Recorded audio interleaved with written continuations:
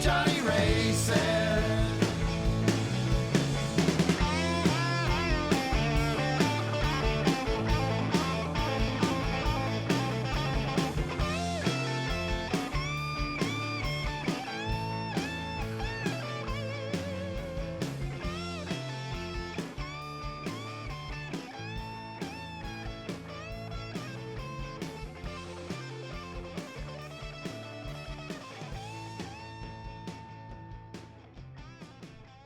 Hello and welcome to the Ray Show podcast. I'm your host, Johnny Ray, and I hope everybody's having a good November. We took a couple of weeks off after the Mastodon interview, so hope everyone's having a nice holiday and getting to see family and friends and staying safe and healthy and all that good stuff.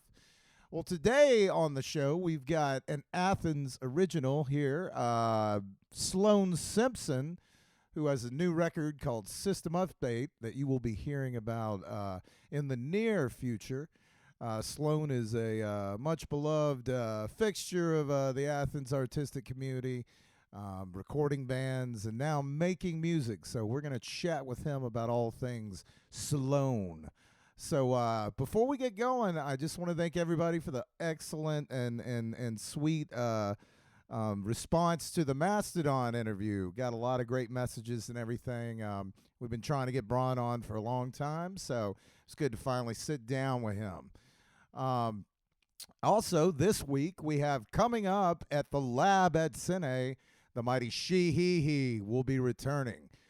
So it's a new era here at the Lab at Cine here in Athens, Georgia. Beautiful downtown Athens, Georgia. So make sure you come out to that if you're in the area. I know the tickets are going quick, but you can go to athenscine.com and you will be hooked right up. So without further ado, let's get to my chat with Mr. Sloan Simpson. Welcome, everyone, to the Ray Show podcast. We actually have co-host Jackie Slayton here in the studio tonight here at Ray Show HQ, if we can be so bold. How you doing, Jack? I'm just fine. All right, good to hear, man. But man, we got a really special episode tonight. Really cool interview. Really cool chat with my friend Sloan Simpson. How you doing, Sloan? I'm great. Hey, thanks for having me. Hey, man, thanks for doing this. He's got a new record coming out called System Update that we're gonna talk about, and just an amazing fucking record. You know. That I can't wait to discuss with you. But, you know, I first met you. You were documenting the Athens scene here in town and taping shows. Take me back. How did you get into music, and were you a documenter or were you a musician all along? So it's kind of a funny story. I played guitar in high school and college, and got kind of frustrated and gave it up in about 1994 and sold all my guitars. Started recording shows in 99 when I moved to Atlanta, and started driving to Athens and recording shows frequently around 2002 and 2003.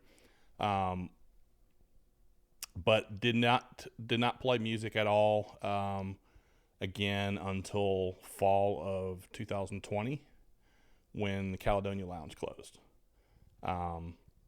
It never occurred to me, but it never occurred to me to make music, but I was spending a lot of time mixing and mastering my recordings as a way to pass the time in the evenings. And when the Caledonia shut down, it was about the time I ran out of my backlog of unmixed recordings from before everything shut down, and I didn't have anything to do, and so I started out. I actually was mixing a song of a friend's that was kind of an ambient piece, and I said, "Hey, do you mind if I add some synthesizer to this?" And he said, "Sure." Of course, I didn't have a synthesizer, and so I just found a free synth plug-in and played around using my actual laptop keyboard to play it, and I was like, well, this is not going to work. So before you know it, I had bought a MIDI controller and then bought some synth plugins to mess around with my friend's song, and then decided, well, I've got this. I might as well write a song of my own just for kicks. I'll write one song. Did that, and then another song, and then I think now I'm at maybe 15 or 16 songs, like a year later. Well, okay. So let's go back. You said you got out of music for the frustrations. Were they the everyday frustrations, or was there anything? It was, I was playing in kind of an avant-garde rock band with some people I love a lot, and it was fun, but it was not really what I wanted to do. I was really into jam bands, and I wanted to play like those guys, and I couldn't play like that, and that was the biggest frustration. I could not flow in a jam band style. And that's what I wanted to do at that time. I wanted to do that, and I wanted to play jazz, and I didn't have the discipline to get good at either one of them.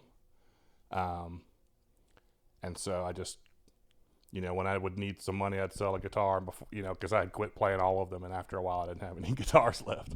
Now, what about jam bands to you? What turned you on with that? And no judgment here. Oh, yeah. I know for some people, we have no rules here. We like. Oh yeah, everybody. I mean, I listened to the Grateful Dead a little bit in high school, and then when I graduated from high school and got to college and met a couple brothers who are lifelong friends who were in that band with me, they introduced me to Widespread Panic and a lot more of Grateful Dead, and I listened to some other things, but I really focused on jam band music at that time, and that was where my head was through the majority of the 90s.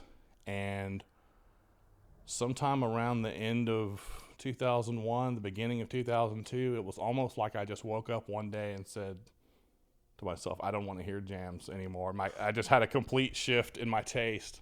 And I didn't, there were, and I still like the Grateful Dead, and I never stopped liking them, but I certainly stopped listening to them nearly as much as I had up to that point. And this kind of coincided with it was a big Widespread Panic fan. Michael Hauser passed away, and that kind of changed that for me. It changed the sound of that band. This was at the same time that I didn't really care as much to hear people improvise, and at the same time I had just started seeing Drive-By Truckers. This was early 2002.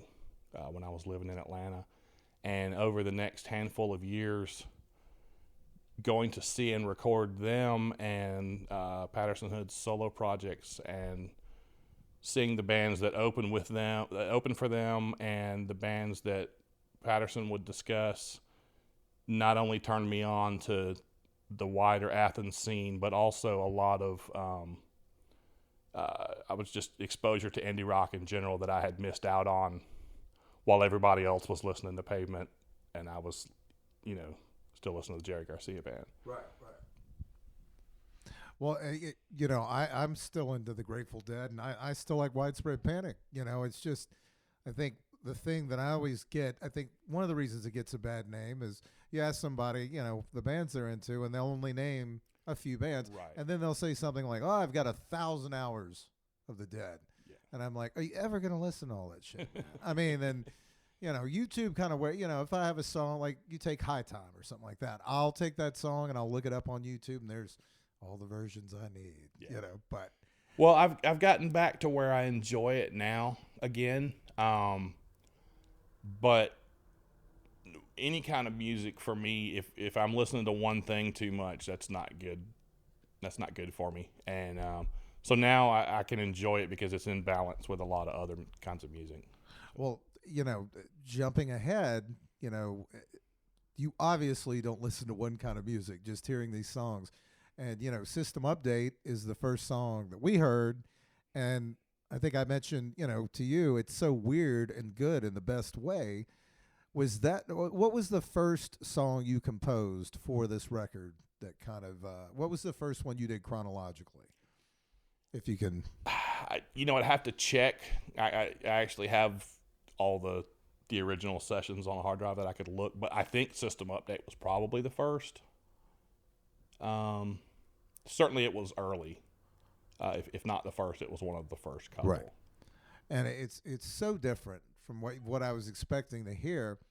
And as you're going along and doing this, you collected an amazing array of guests to bring these songs to life. Is there anybody's participation? I mean, you were just talking about the Truckers. Patterson Hood's on this record, and Dave Barbie, and so many talented people here in this town. It's such a beautiful record that really exemplifies this town in so many ways. Is there any of those collaborations that really stick out to you as wow, we're on the right track here? All of them, really. I mean, but what musically, they're all really important. It's all people whose music I recorded, whose live shows I recorded, and that's how I know everybody who plays on the record. That's how I know them. Some of them going back years and years. Obviously, like I said, I started seeing the Truckers and Patterson Hood in 2002, which is coming up on 2 decades now. The late Danny Hutchins is on the record. I first saw him in 1994 and have seen Bloodkin and solo Danny Hutchins shows ever since. So deep history with most of the folks on there, and all of them are just musicians I admire from groups that I admire, and really not so much for musical reasons, but my spiritual guidance on this has come from Robert Schneider, from Apples and Stereo, who was the first person to sign on.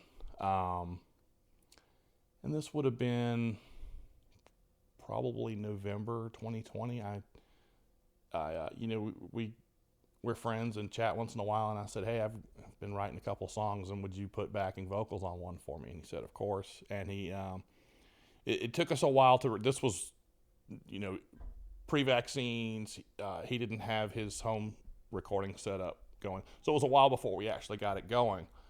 But he signed on first, and so then I don't really remember the order of who I spoke with after that. But then, the next person I was able to say, hey, would you be interested in putting some guitar on this? I've got Robert Schneider working on this with me. Hell yeah, man. And so as it went on, I would say, hey man, Patterson Hood and David Barbie and Robert Schneider are on this. Would you, nobody was. It sounded like a great party. It's like a meal so nobody that wanted just keeps to say getting better no. and better. Like a party. Well, I mean, that's got to be special, and being someone that recorded all these people and watched their shows and watched that development. I mean, you have to pick up that I guess hiatus you had from music, creating it.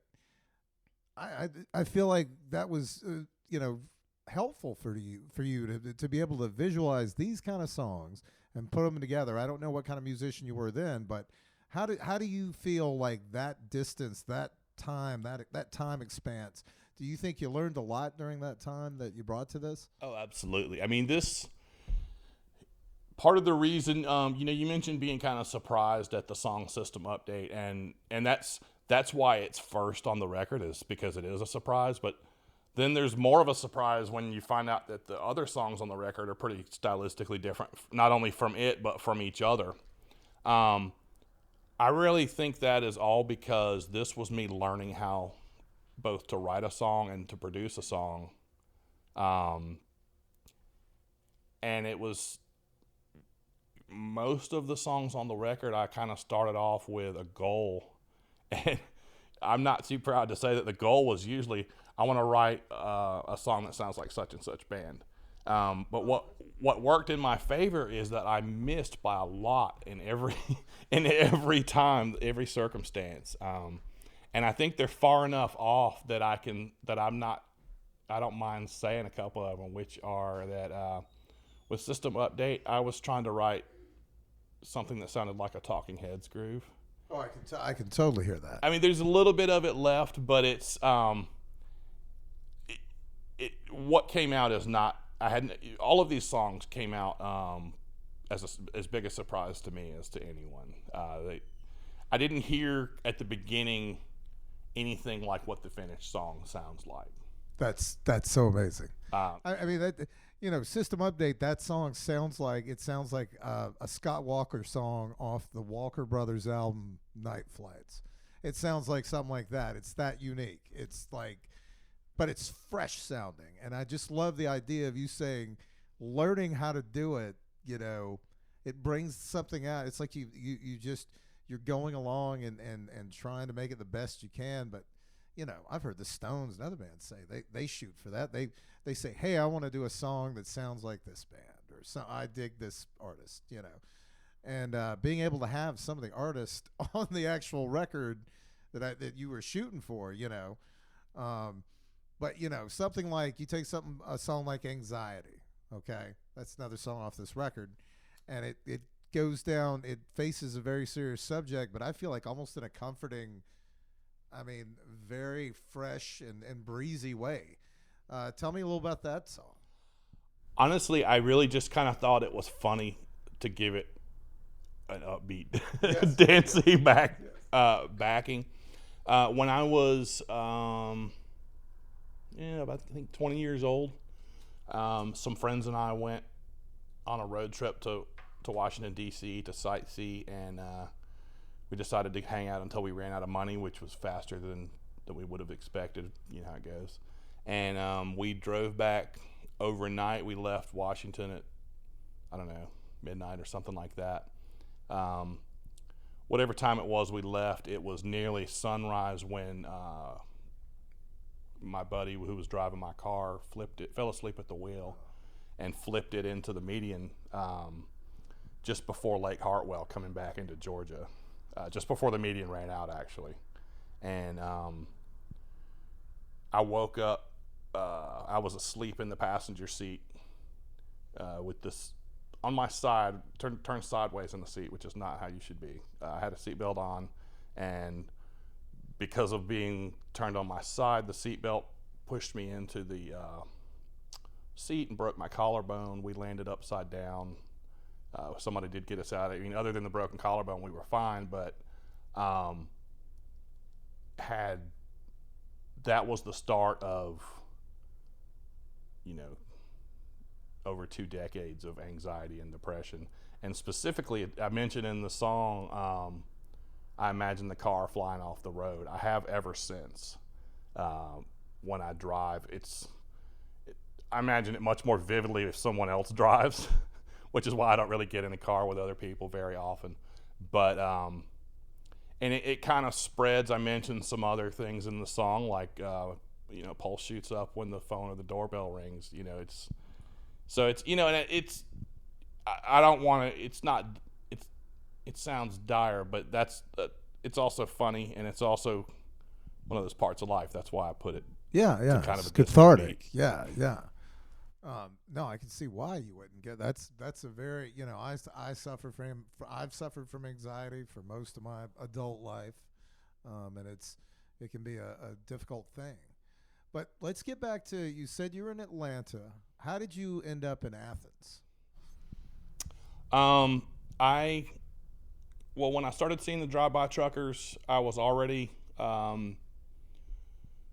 seeing Vic Chestnut and Barbecue and Kevin Kinney's various groups, and would travel up here for them. But as I saw the truckers more often, I would see folks who were opening for them or hanging out at their shows, like Southern Bitch. I'm going to draw a big blank. I should know a lot more. I should be able to reel off a lot more stuff. Lona and,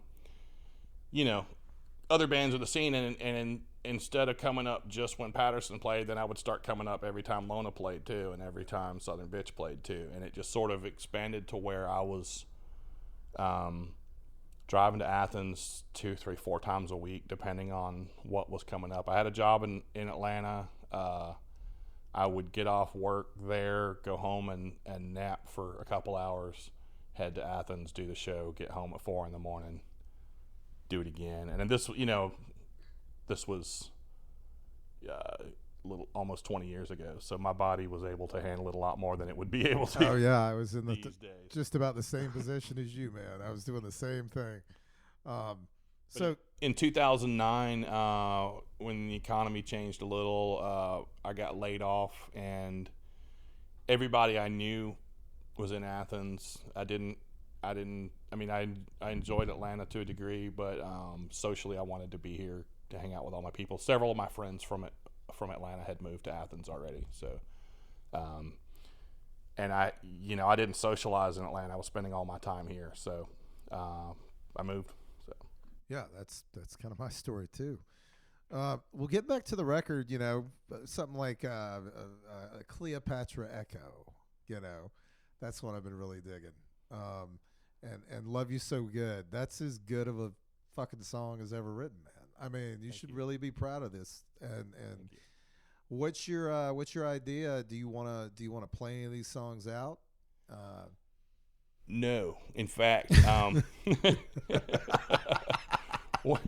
when I made the Facebook page, and actually we haven't mentioned that yet, and this is probably a good time to mention that I'm calling the project Sloan Brothers, which is sort of a takeoff on. This is a joke about it actually being a solo project and naming it like it's multiple people and possibly even actual brothers. And also, when I first picked the name, it was just for that first single, and it was just me and Kevin Sweeney. But anyway, when I first made the Facebook page for the Sloan Brothers, for the artist page, I put in the description, no live shows ever. So the problem with taking 25 years off from playing music is your chops are like unbelievably bad. Right. And so I'm doing things also that I didn't do before. Like I took guitar lessons for years and I played in bands. So you could say I play guitar, which means there's a bass laying around at practice. And so you play a little bit of bass too if you play guitar. I never did any singing into a microphone or in front of, I still haven't sung in front of other people, but I'd never, other than Robert Schneider. But I'd never done any singing before, but I mean, if you're going to write songs that have lyrics, somebody's got to sing them.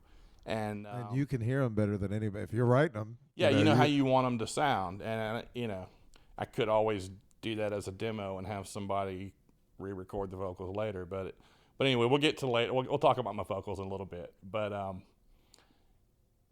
so the guitar chops are rough. Lead guitar, I'm pretty comfortable with.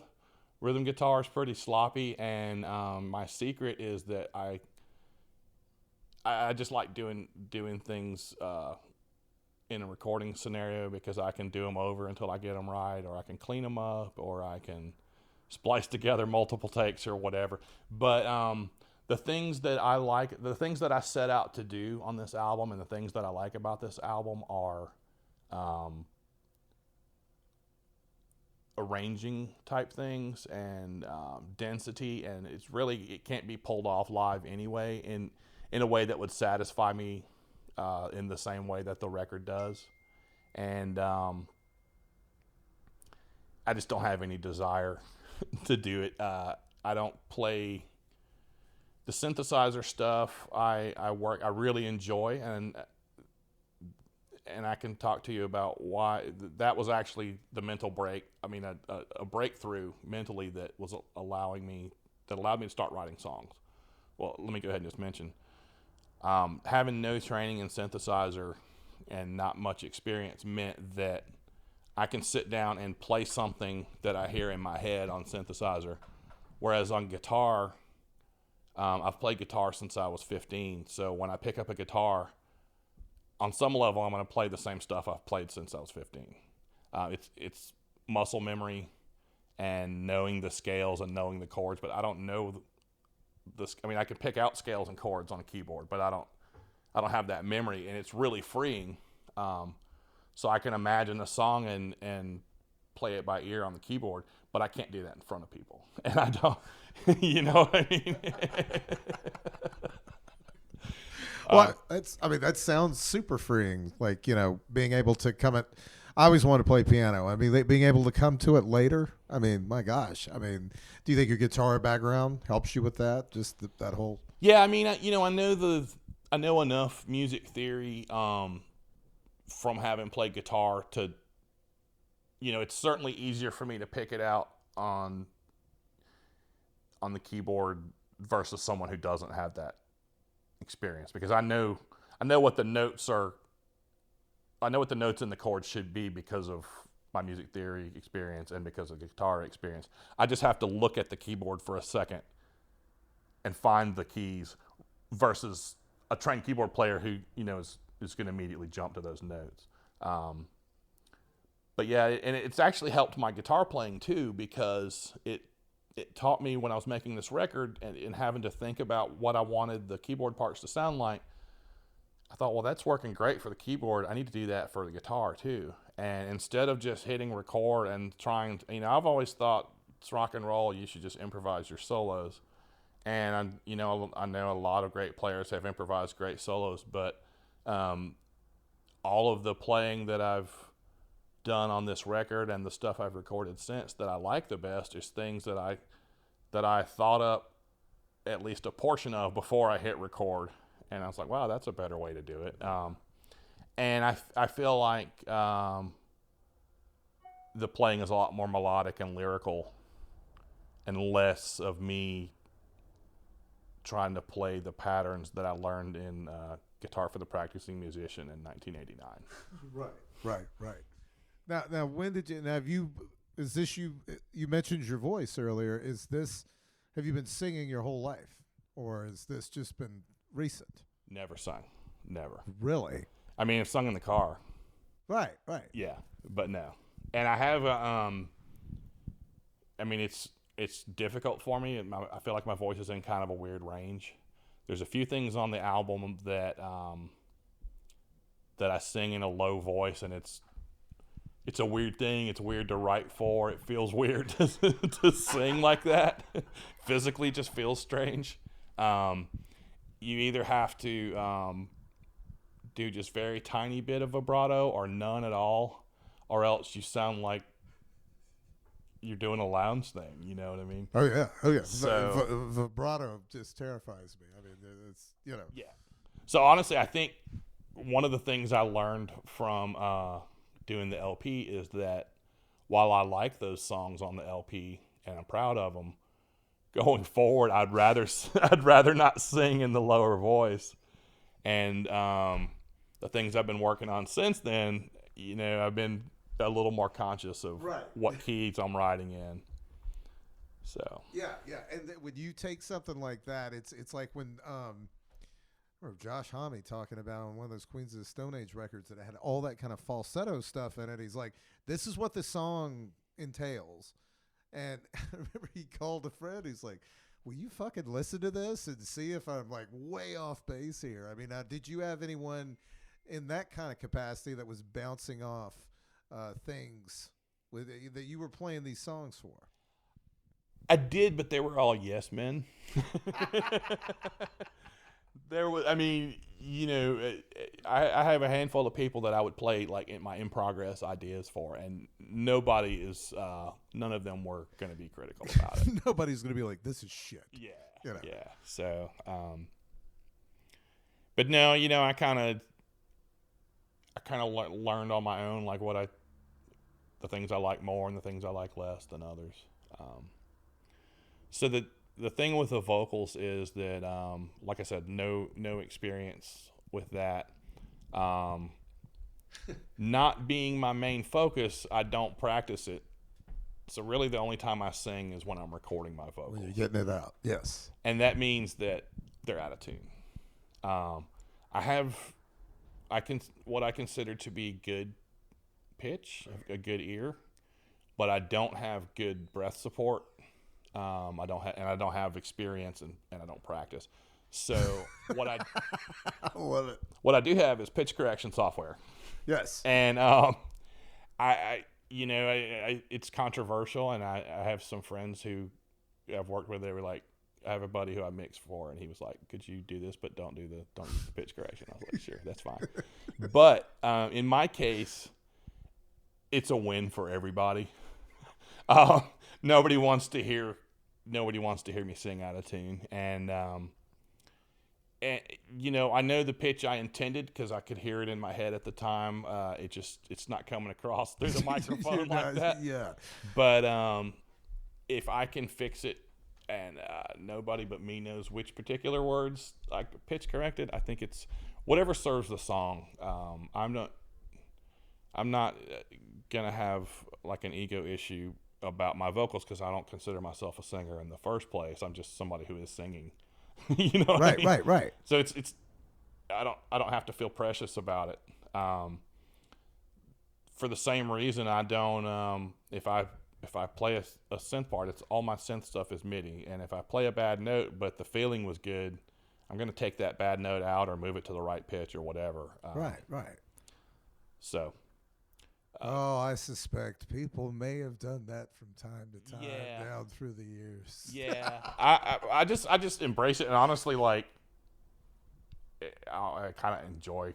It's not that it's trickery, but I feel like it's a little tiny skill accomplishment each time you do something that makes the whole product better. Can we cut out me saying product? It makes the whole thing. Yeah. No, I'm just kidding. It makes the whole thing better. And I don't want to.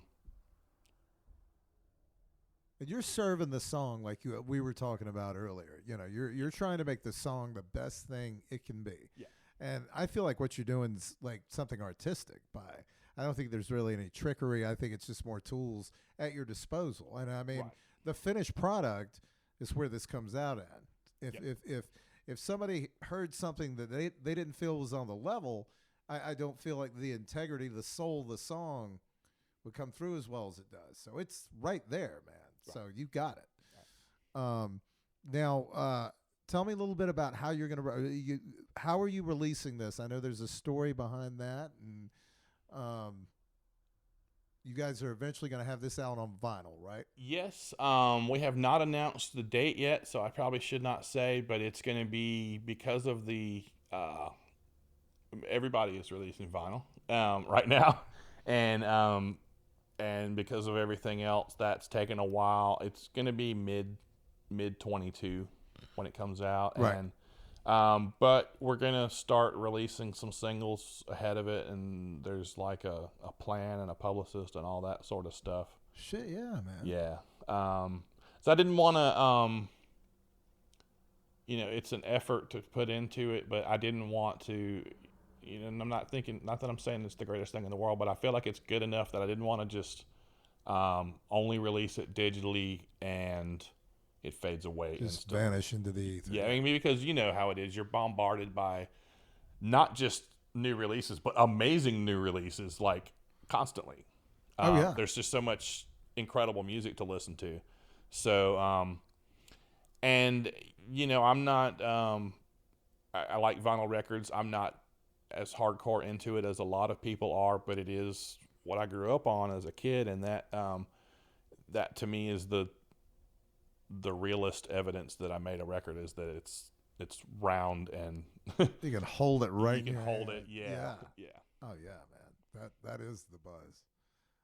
Now, are you writing, or are you planning for your follow up? Are you writing songs right now as we speak? Or are you regathering inspiration to write your next set of songs? I have actually, I've written several things since the LP was finished. So the LP wrapped up. I finished everything on my end in I want to say July. Excuse me. And the "Oh Gertie Girl" single that I put out was actually since then, and I did a Springsteen cover since then. That doesn't answer your question about writing, but just to do something. And I've got another couple songs that actually are going to be on a split 7-inch with I will say what's a good way to put this? Longtime Atlanta label. It'll be announced soon. But anyway, it's a split 7-inch between my Sloan Brothers project and another band that is actually mine also. Right on. Which is called Obligatory Refractions. and this is my psychedelic collaboration project with Robert Schneider. So Robert has worked with me on some of the Sloan Brothers stuff, but that's me writing and him singing or playing an instrument, whereas we're actually, on the obligatory refraction stuff, we're pushing ideas back and forth, both lyrics and music, before we record our parts. So. Right. Well, when do you see that coming to fruition? Not to jinx it, but the idea is that it would happen actually before the LP. Okay. So that would either be a 3 or 4 song, 33 RPM 7-inch. Wow. And that's stuff that I've written. What is it? November. That's stuff that I wrote. Early November. I guess some things I wrote like 2-3 weeks ago. And I think you may have heard one of those. I've heard one of them. Yes. Yeah. It's actually kind of a pair of songs that are about a similar theme. I don't want to give too much away. But they're short and they go together. So I think they're going to go together on the Sloan Brothers side of that 7-inch. Well, right on, man. Well, is there anybody? Where can our listeners what's the best way to get in touch with the Sloan Brothers project and on the international web? There is a website at sloanbrothersmusic.com. And that's one of those things that we'll check between now and when this airs and make sure I got that right. But I'm pretty sure that's where it is. There is a Bandcamp that I'm pretty sure is sloanbrothers.bandcamp.com, but I'm going to tell you that real quick. Yes. And that's where all my music is. Music is also on all the streaming services. Right on. Well, man, I want to thank you so much for coming in and talking to us. And when it comes out, everybody needs to check out System Update. It's a record that'll put a mojo on you, man. It's badass. So thanks so much, man, for doing this. Thank you so much. All right, man. How cool was Sloan? It was an honor to talk to him, and I look forward to all the good music he's going to be throwing your way and all the new music he is creating. So that's about our show for tonight. We will see you here next in December. And until then, stay switched on, and we'll talk to you soon.